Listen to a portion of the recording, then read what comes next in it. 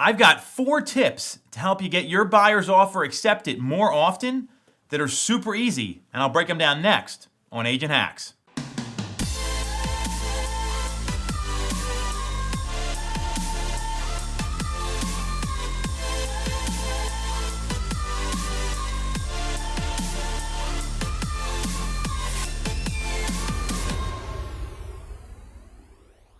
So the biggest pain point in real estate right now is getting buyers' offers accepted.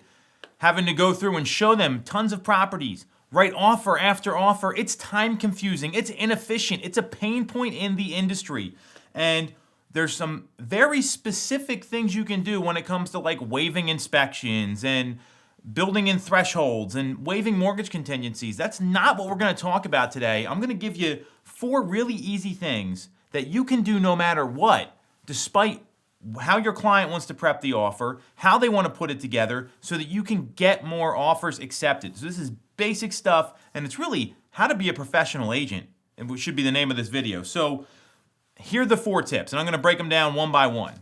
The first one, follow the offer instructions in the MLS.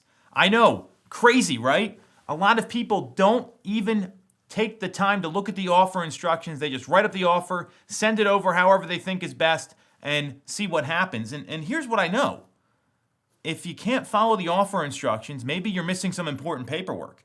Maybe you're not following the way that the seller wants the offer to be written, so it's more likely to get accepted. So read the MLS and follow the instructions, because when you don't do that, it shows that you're not going to be that easy to work with as an agent. Remember, listing agents are getting inundated right now by people. They're getting calls, texts, emails, nonstop. When you follow the instructions, it shows you know what you're doing and you're a competent agent. So just follow the instructions in the MLS. That's the first one. Second one, in the email, when you send the offer, or if you're delivering by hand or you're faxing, and it's 2021, but people still fax, include a cover letter with a highlight of the terms, right? The price, the contingencies, the settlement date, all the pertinent information so the listing agent can take a look and see if it's worth reading through the whole document. Really, really valuable here. So include a cover letter. 1, again, it's going to show you're professional. 2, that you've done this before. And 3, you are pro deal and trying to get this done and making a nice professional presentation.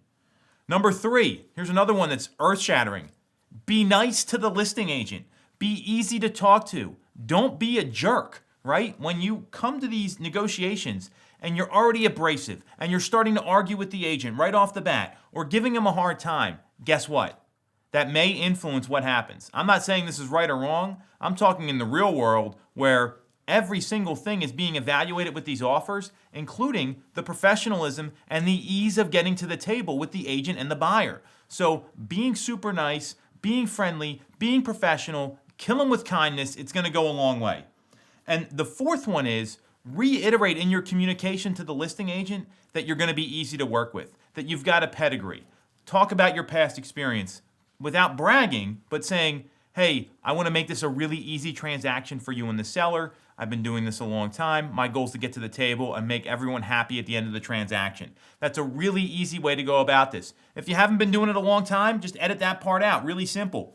The whole point is anybody can do this stuff. You don't need to have a client that's a cash buyer who wants to waive all the contingencies in order to be nice or to follow the instructions or to put a cover letter on or explain your pedigree in closing sales. This is basic stuff anyone can do, and sometimes it's the simplest things that make the biggest difference. Need any help with this? You know where to reach me. Otherwise, we'll catch you next week.